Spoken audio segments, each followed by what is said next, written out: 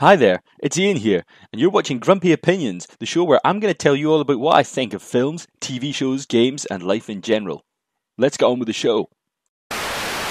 Outlander is a show made by Stars TV, where 20th century surgeon Claire has time travelled back to 1766 to reunite with her Jacobite printer husband Jamie.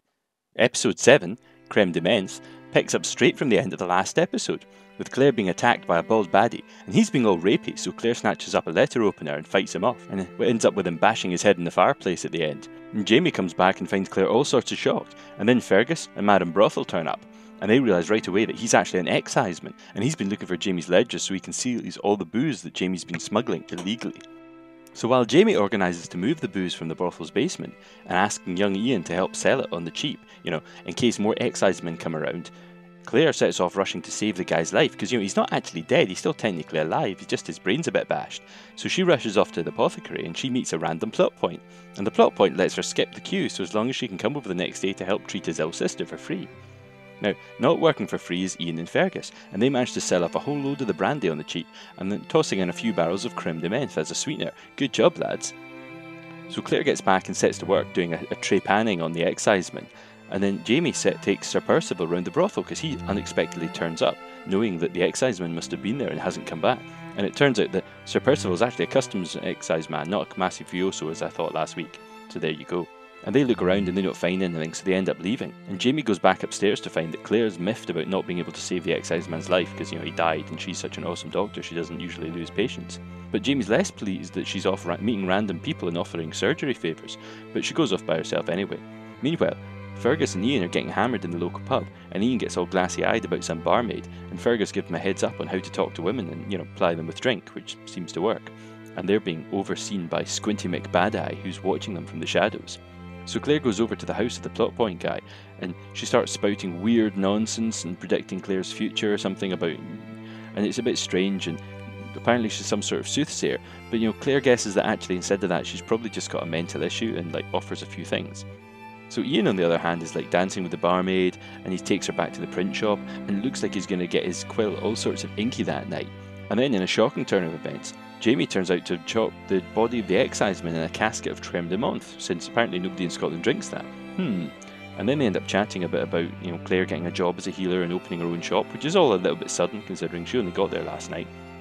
But luckily such concerns are interrupted by old Ian turning up. See, he's looking for young Ian, and is all sorts of shocked to see Claire.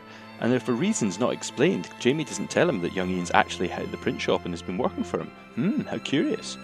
And just as he's leaving, Ian asks Claire about the news about Jamie, and it all becomes clear that Jamie has some sort of secret. Mysteries all round.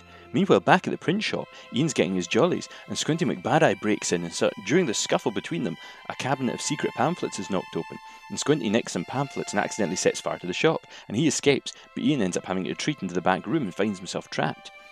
Now back at the whorehouse, Jamie and Claire start recriminating, and Claire's a bit put out about Jamie lying so brazenly to Ian, and that leads to lots of sniping about parenthood, and Jamie's fears about her loving Frank, and the fact that he never got to raise his own child, and her bemoaning the fact that he doesn't really know anything about being a parent. But luckily this potentially awful conversation is interrupted by news of the fire at the print shop. So of course they rush over, and Jamie bursts in and does a big heroic rescue on Ian, and afterwards he tells Fergus to try and head off Squinty McBadeye if he can, and he tells Ian to go to Lallybroch, and then he's going to take Claire somewhere else. The somewhere that apparently his other wife lives. Say what now?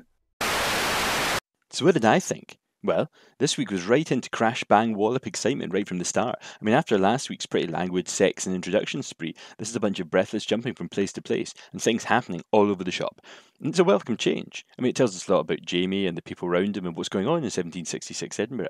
I mean, it shows that Jamie's friends are all capable, reliable, and they're all loyal to a fault. And it's really good because as opposed to the days of season 1 and 2, Jamie isn't doing absolutely everything himself. He's delegating and he trusts his people. I mean, sure, he does kind of mastermind everything and he saves young Ian at the end, but it was actually nice to see Fergus and Ian doing their own wee bit and helping out.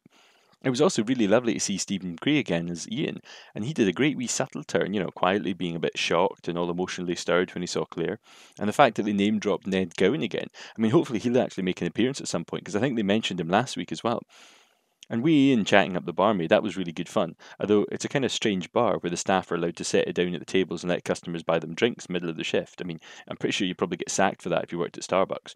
Now, it's also interesting to see that Jamie and Claire aren't instantly all fine with each other.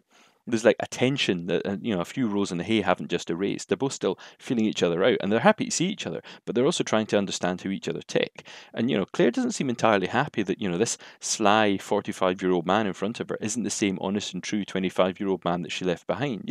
He's a lot grimmer and happy to bend the truth, and even to those who are closest to him. And she finds all that a bit disconcerting.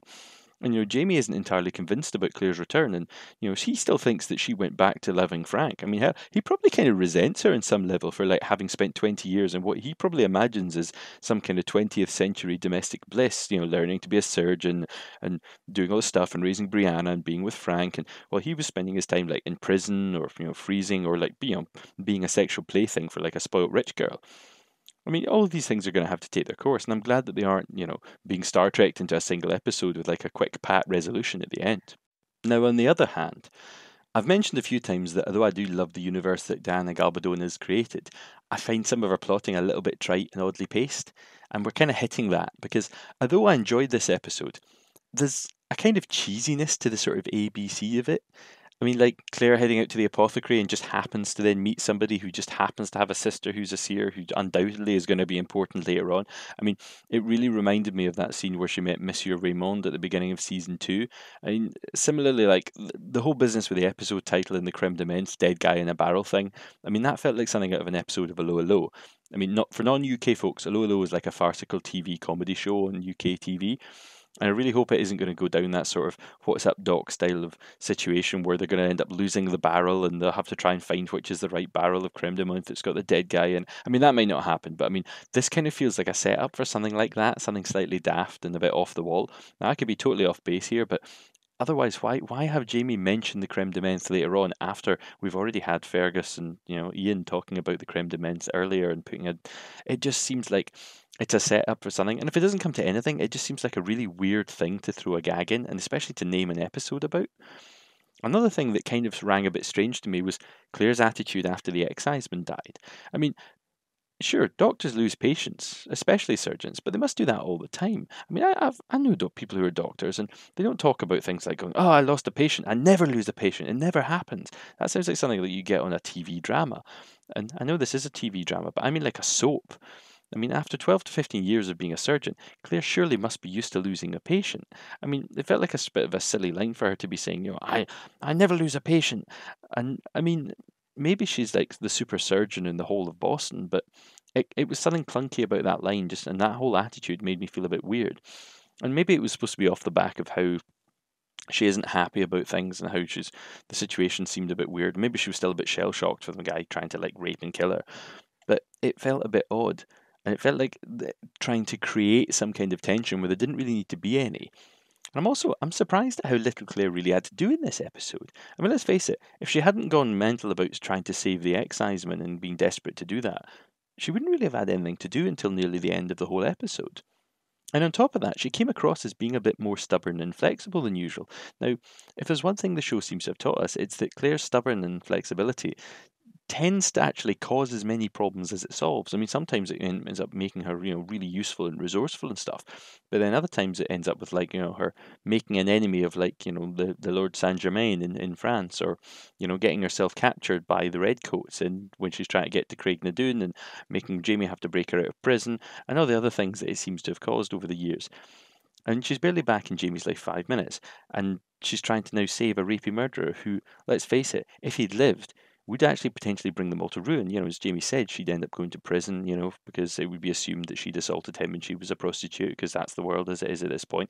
Not only the fact that he's clearly a baddie, and him being alive would cause more problems. I mean, she just came across as a bit belligerent and grumpy. And I wonder if this is a problem where, in the book, you might have had an inner monologue explaining her thoughts, but since we're only hearing her say her words here, it comes across as less reasonable. And that could be a constant problem with like anything that's adapted from a book to a TV show or a film. I mean, I don't know if anyone remembers, but for me, that was what totally sunk the film Cold Mountain for me, which is a book I read and I thought really, really good, and then watched the film.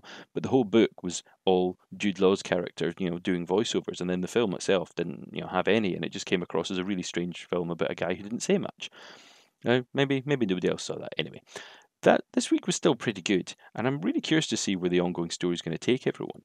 So until next time, I've been Ian, and these have been my grumpy opinions.